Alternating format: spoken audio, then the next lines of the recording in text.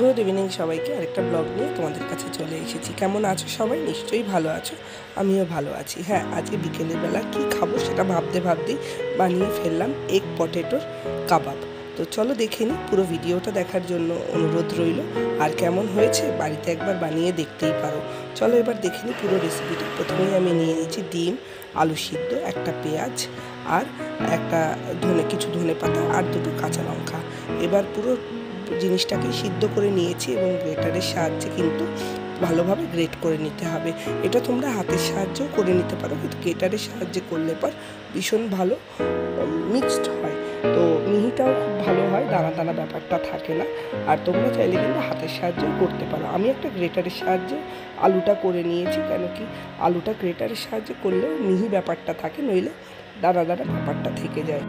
এভাবে পুরো ডিম আর আলুটা ভালো করে গ্রেট করে নিতে হবে। আর পেঁয়াজটা কিন্তু কুচো করে নিয়েছিলাম, পেঁয়াজটা এখনও কুচো করিনি, তো কুচো করে এর ভেতরেই দিতে হবে। আর কি মশলা দিতে হবে, কাবাবের যা মশলা সেরকমভাবে মশলাটা দিলেই বাড়িতেই তৈরি করে ফেলতে পারো।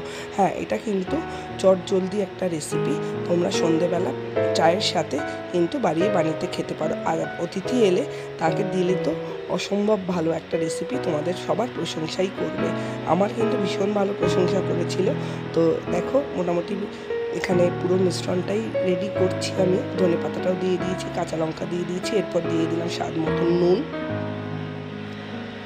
অল্প কাশ্মীরি গুঁড়ো মশলা, আর দিয়ে দিয়েছিলাম একটা ম্যাগি মশলা। ম্যাগি মশলাটা অপশনাল, তোমরা চাইলে দিতেও পারো, নাও দিতে পারো। আমি টেস্টটা একটু ভালো আনার জন্য আমি এখানে ম্যাগি মশলা দিয়েছিলাম। এবং পুরো উপকরণগুলো কিন্তু ভালো করে মেখে নিতে হবে। হ্যাঁ, এবার দেখতে হবে আটটা কেমন হয়েছে। আটটা দেখে কিন্তু এর সাথে বাকি উপকরণগুলো মিশিয়ে নিচ্ছি।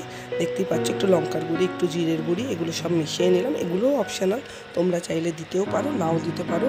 হ্যাঁ, কাবাবের মশলা থাকে, আমি আর আলাদা করে কাবাবের মশলা ইউজ করিনি, আমি পুরোটাই কিন্তু বাড়ির উপকরণ দিয়ে ইউজ করেছি।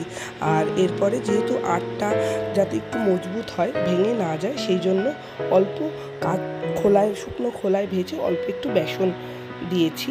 তো বেসনটা ওটাও অপশনাল, যদি আট ভালো হয় তাহলে আর বেসন দেওয়ার দরকার নেই, অল্প একটু ময়দাও দিতে পারো। আর বেসনটা কেন শুকনো খোলায় ভেজেছি, যাতে কাঁচা গন্ধটা না আসে।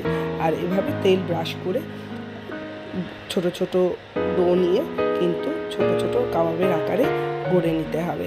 এবং গড়ে কিন্তু 15 মিনিট থেকে আধ ঘন্টা রেস্টে রাখতে হবে, যাতে কাবাবগুলো ভেঙে না যায়। তো দেখতেই পাচ্ছ পুরো কাবাব রেডি হয়ে গেছে। চলো এবার ভাজার পালা। ভাজবো কিভাবে?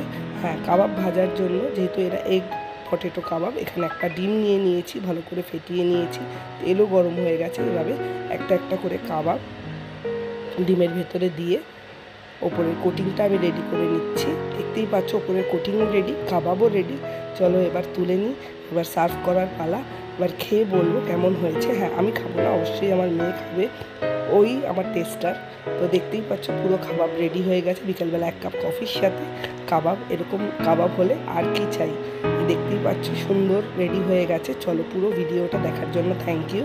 আর ব্লগটা কেমন লাগলো অবশ্যই জানিও, আর ভালো লাগলে একটা লাইক অ্যান্ড সাবস্ক্রাইব করে দিও। Thank you for watching.